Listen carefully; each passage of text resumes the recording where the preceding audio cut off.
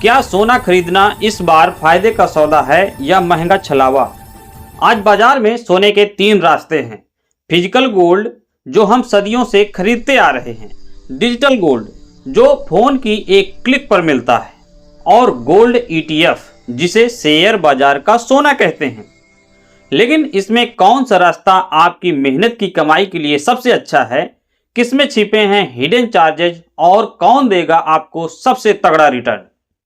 आज आपको यही क्रिस्टल क्लियर समझाने वाला हूं। चलिए सोने के इस चक्रव्यूह को तोड़ते हैं। सबसे पहले बात करते हैं फिजिकल गोल्ड की।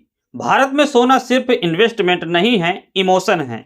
शादी, ब्याह, त्योहार, सोना खरीदना हमारी परंपरा का हिस्सा है। लेकिन जब आप गहना खरीदते हैं तो आप सिर्फ सोने की कीमत नहीं देते हैं, इसके पीछे छिपे होते हैं कई चार्जेज। मेकिंग चार्ज 8% से लेकर 40% तक, GST 3% से ऊपर, लाकर का खर्च सालाना 500 से 3000 तक अलग, और सबसे बड़ा झटका लगता है बेचते वक्त। ज्वेलर वही गहना वापस खरीदते समय 2 से 3% कीमत और काट लेता है। मतलब जिस दिन आपने 1 लाख का सोना खरीदा, मेकिंग चार्ज और GST कटकर उसकी वैल्यू पहले दिन ही लगभग 90,000 रह जाती है। तो फैसला साफ है, पहनने और इमोशन वैल्यू के लिए ये बेस्ट है, लेकिन सिर्फ इन्वेस्टमेंट के लिए ये एक महंगा सौदा है। अब आते हैं नए जमाने के डिजिटल गोल्ड पर। पेटीएम, फोन पे, गूगल पे, आप कहीं से भी सिर्फ 1 रुपए से सोना खरीद सकते हैं। ये सोना आपके लिए एक सुरक्षित वॉलेट में रखा जाता है। आप जब चाहें इसे बेच सकते हैं या फिजिकल डिलीवरी भी ले सकते हैं। सुनने में बहुत अच्छा लगता है ना? लेकिन रुकिए, यहाँ भी हिडन कॉस्ट है। 3% GST तो यहाँ भी लगेगा। इसके अलावा खरीदने और बेचने की कीमत में 2% से 3% का फर्क होता है। मतलब आप खरीदेंगे महंगा और बेचेंगे सस्ता। 5 साल बाद स्टोरेज चार्ज भी लग सकता है, और अगर फिजिकल डिलीवरी ली तो मेकिंग और डिलीवरी चार्ज फिर से लगेंगे। तो फैसला क्या है? डिजिटल गोल्ड सुविधाजनक है, छोटी शुरुआत के लिए बेहतरीन है, लेकिन लंबे समय के इन्वेस्टमेंट के लिए ये भी महंगा साबित हो सकता है। अब बात करते हैं तीसरे और सबसे पावरफुल ऑप्शन की, gold ETF, exchange traded fund. सीधे शब्दों में ये शेयर बाजार में सोने की डिजिटल पर्ची है। आप इसे अपने डीमेट अकाउंट से खरीद और बेच सकते हैं।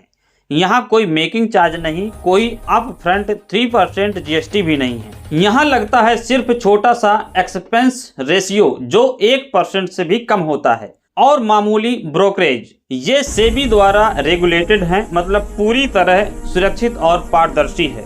आप दिन में 10 बार इसकी लाइव कीमत चेक कर सकते हैं, और टैक्स में भी फायदा। 3 साल बाद बेचने पर आपको इंडेक्सेशन का लाभ मिलता है, जिससे आपका टैक्स काफी कम हो जाता है। तो अगर आपका मकसद सिर्फ और सिर्फ इन्वेस्टमेंट है तो गोल्ड ETF सबसे स्मार्ट, सबसे सस्ता और सबसे भरोसेमंद विकल्प है। तो चलिए फाइनल फैसला करते हैं। अगर आपको सोना पहनना है, गिफ्ट करना है या परंपरा निभानी है, तो फिजिकल गोल्ड ही एकमात्र रास्ता है।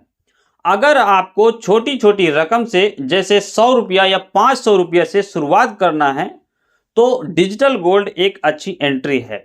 लेकिन अगर आपका मकसद लंबी अवधि में सोने में इन्वेस्टमेंट करके पैसा बनाना है, तो बिना किसी शक के गोल्ड ETF ही किंग है। हाँ, इसके लिए एक डीमेट अकाउंट चाहिए, जो आजकल फ्री में खुल जाता है। अगर आप स्मार्ट इन्वेस्टमेंट करना चाहते हैं तो इतनी मेहनत तो करनी ही पड़ेगी। ये तो थी मेरी एनालिसिस, लेकिन भारत में सोने से लोगों का एक इमोशन कनेक्शन भी है। आप सोने के बारे में क्या सोचते हैं? आपके हिसाब से कौन सा तरीका बेस्ट है? मुझे नीचे कमेंट्स में ज़रूर बताएं। मैं हर कमेंट पढ़ूंगा, और अगर ये जानकारी आपको काम आई तो वीडियो को लाइक और चैनल को सब्सक्राइब करना मत भूलना। मिलते हैं अगले वीडियो में।